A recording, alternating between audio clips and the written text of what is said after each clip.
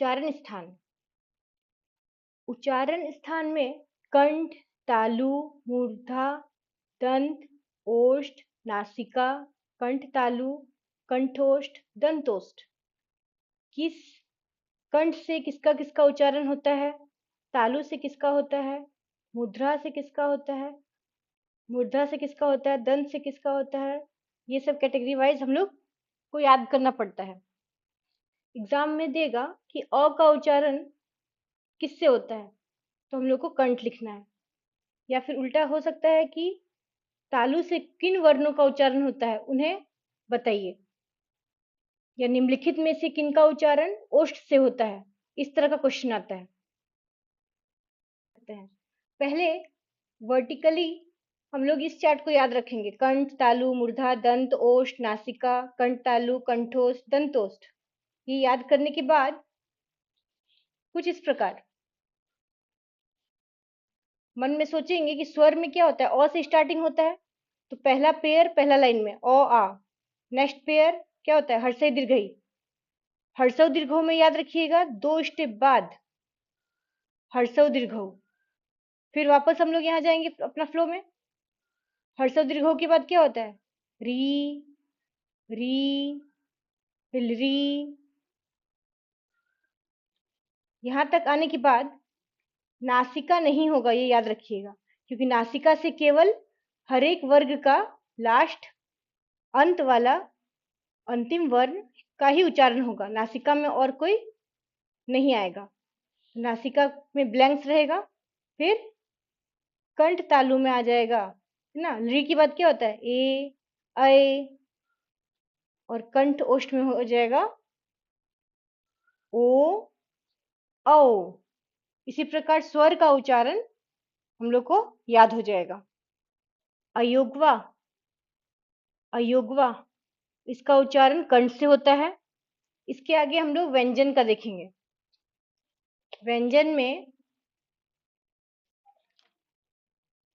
स्पर्श व्यंजन कहते हैं क से म तक को, अंतस्थ य र ल व, और तलव्य श, मूर्ध स, दंत स और ह उष्म होता है। स्पर्श व्यंजन सेम वही करेंगे, पहला काम इस कॉलम को याद करना है। इस कॉलम को याद करने के बाद हम लोग व्यंजन को व्यवस्थित करेंगे। कैसे करेंगे, क से हम लोग को याद है क ख ग घ ङ च छ ज झ ञ ट ठ ड ढ न त स न प फ म य र ल व तलव्य श मूर्ध ष दंत स ह क्षत्रज्ञ। उसी के हिसाब से हम लोग आगे बढ़ेंगे। पहले क वर्ग होता है, क से लेके अंग तक। क से लेके अंग तक को क वर्ग कहते हैं। पहला में आएगा क वर्ग, यानी क ख ग घ अंग, और इसी का जो अंग होता है इसका नासिका भी होगा। नासिका में हर एक वर्ण का जो स्पर्श व्यंजन में लास्ट में आता है, अंग, च छ ज झ पढ़ते हैं तो इय, ट ठ ड ढ पढ़ते हैं तो न, त थ द ध पढ़ेंगे तो न, प फ ब भ पढ़ेंगे तो म। ये लास्ट वर्ण जो आएगा वो नासिका में आएगा। साथ ही इस वर्ग का क, च, ट, त, प, जिस तरह क ख ग घ अंग हम लोग पढ़ते हैं वर्णमाला में जो लगातार आता है उसी तरह लिखेंगे। जैसे कंठ में क वर्ग, तालु में च वर्ग, मूर्धा में ट वर्ग, दंत में प वर्ग, ओष्ठ में त वर्ग। क, च, ट, ट ठ न, त थ द ध न और प फ ब भ म। इसके बाद प फ ब भ म, उसके बाद य होता है, तो पहला स्टेप को छोड़ के य यहाँ से स्टार्ट करेंगे, य र ल। व का हम लोग पढ़ चुके थे प्रीवियस क्लास में, वो किसमें होता है, दंतोष्ठ में होता है।